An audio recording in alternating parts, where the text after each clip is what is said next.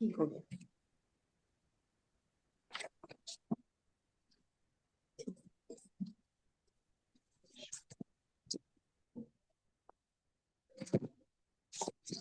بسم اللہ الرحمن الرحیم. ابو محمد یزیدی کا بیان ہے کہ میں مامون کو بچپن میں پڑھایا کرتا تھا. ایک مرتبہ خدام نے مجھ سے شکایت کی کہ جب تم چلے جاتے ہو تو یہ نوکروں کو مارتا پیٹتا اور شوخی کرتا ہے. میں نے اس کے ساتھ ٹھیک ہے کمن کم کمچیاں کم کمچیاں اچھا ٹھیک میں نے اس کے ساتھ سات ٹھیک کمچے جی سر ٹھیک کہتے ہیں اسٹک ماری. اسٹکس اوکے اسٹکس کو ٹھیک ہو گیا. میں نے اس کے ساتھ 7 کمچیاں ماری اور مامون روتا اور آنسو پوچھتا جاتا تھا. اتنے میں وزیر اعظم جعفر بن مکی آ گیا. میں اٹھ کر باہر چلا گیا اور جعفر مامون سے بات چیت کر کے اس کو ہنسا کر چلا گیا.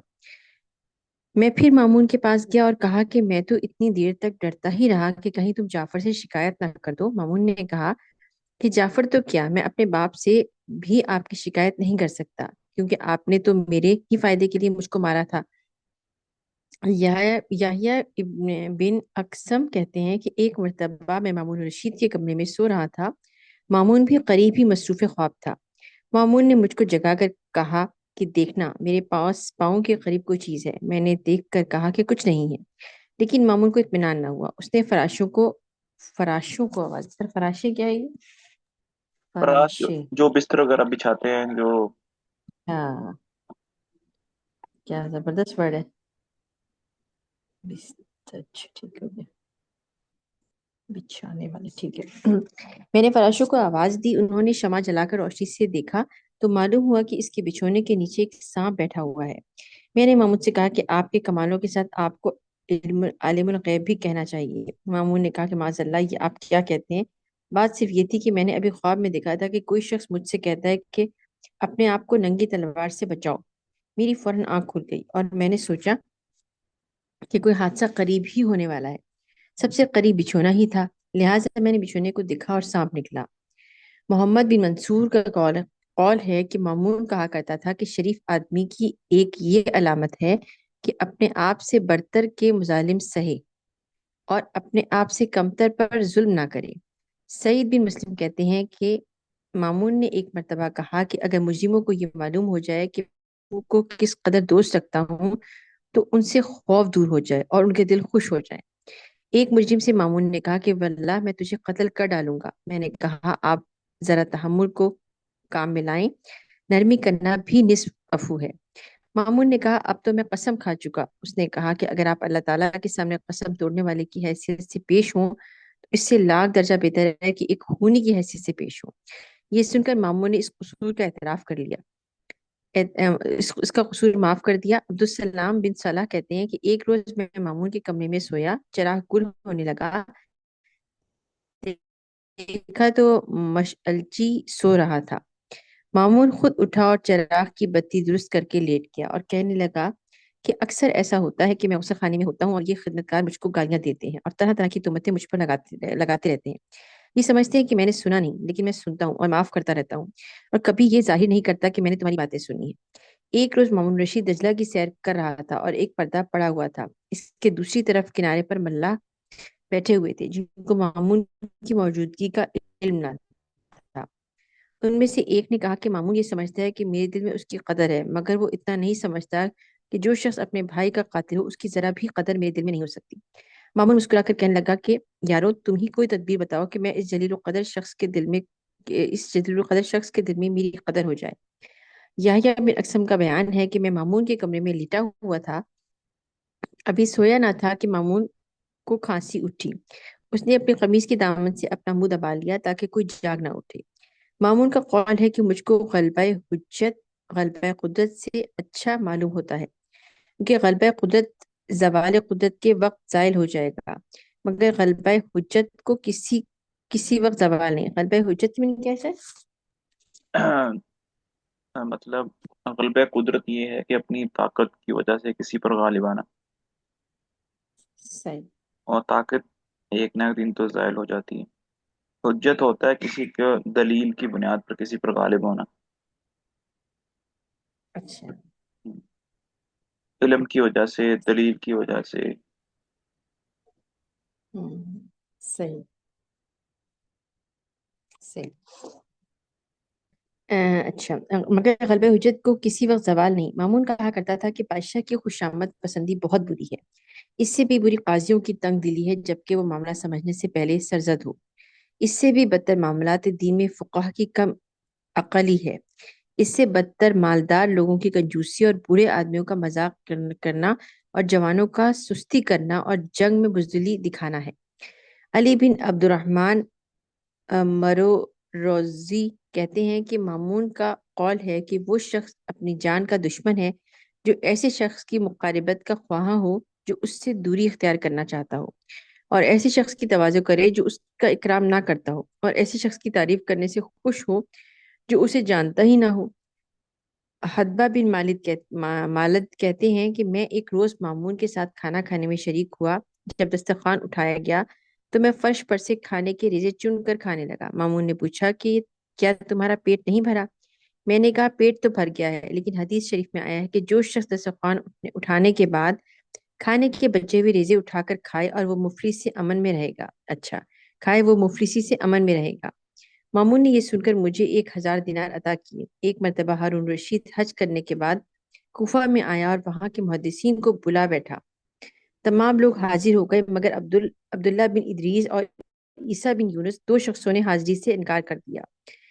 ہارون رشید نے اپنے بیٹے امین و مامون کو ان کی خدمت میں بھیجا۔ یہ دونوں جب عبداللہ بن ادریس کے پاس گئے تو انہوں نے امین کو مخاطب کر کے 100 احادیث پڑھ دی۔ مامون بھی بیٹھا ہوا سنتا رہا۔ جب وہ خاموش ہوئے تو مامون نے کہا کہ اگر آپ اجازت دیں تو میں ان احادیث کو سنا دوں۔ چنانچہ انہوں نے اجازت دی اور مامون نے بلا کم و کاست تمام احادیث سنا دی۔ ابن ادریس مامون کی قوت حافظہ کو دیکھ کر حیران رہ گئے۔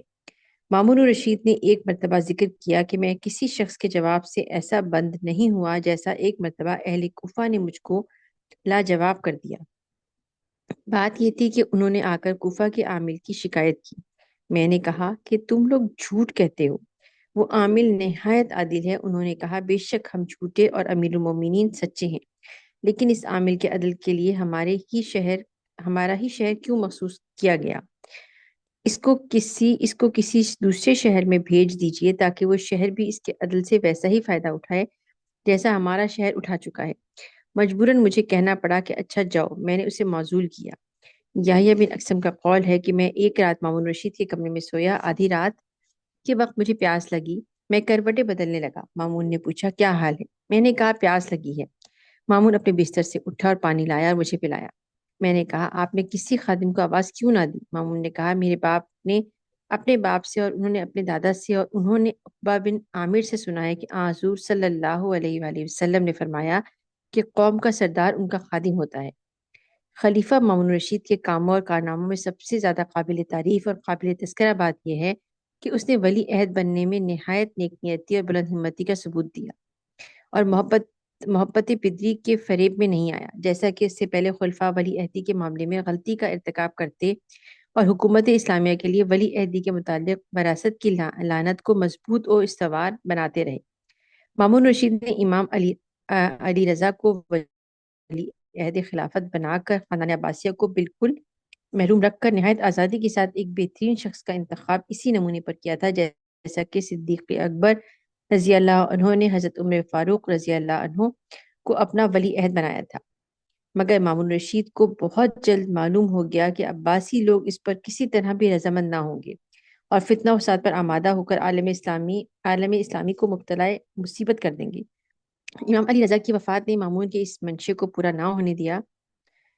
اس کے بعد اس نے اپنے خاندان میں سے اپنے بھائی ابو اسحاق معتصم کو ولی عہد بنایا اور اپنے بیٹے عباس کو، جو ہر طرح حکومت و خلافت کی قابلیت رکھتا تھا، محروم رکھا۔ معتصم چونکہ عباس سے بھی زیادہ حکومت و سلطنت کی اہلیت رکھتا تھا، لہٰذا اس نے معتصم ہی کو انتخاب کیا اور اپنے بیٹے کی مطلق پرواہ نہ کی۔ مامون کے پیش رو خلفاء میں صرف ایک ہی ولی عہدی نہیں بلکہ دو دو ولی عہدوں کے تعین کی بدعت کے مرتکب ہوتے رہے تھے۔ مامون اگر ان کی تقلید کرتا تو معتصم کے بعد اپنے بیٹے عباس کو نامزد کر سکتا تھا اور اس طرح اس کو اطمینان ہو سکتا تھا کہ معتصم کے بعد میرا بیٹا خلیفہ ہوگا، لیکن اس نے اس نامعقول حرکت کو بھی پسند نہیں کیا۔ اس معاملے میں مامون رشید کی جس قدر تعریف کی جائے کم ہے۔ जी, तो मोहतसिम बिल्ला, जिनका सही नाम इसहाक है। यहाँ तक पढ़ेंगे आज। अच्छा। इधर है वो चार्ट हमारा।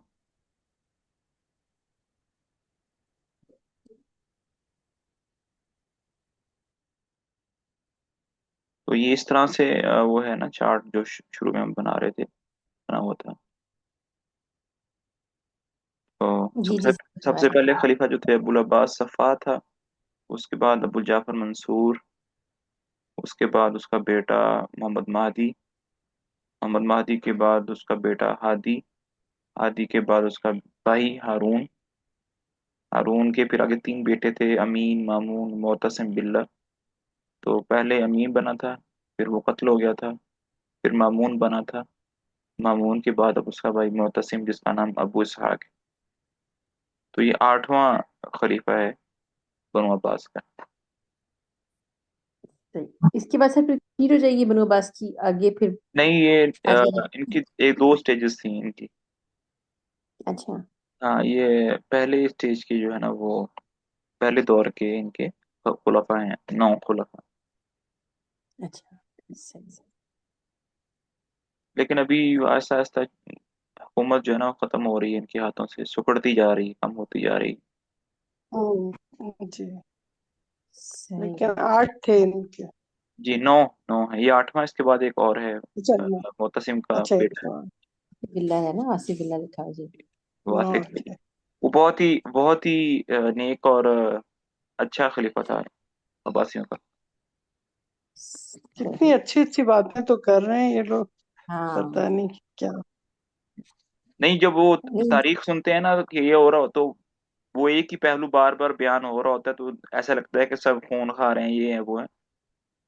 हाँ। हम्म।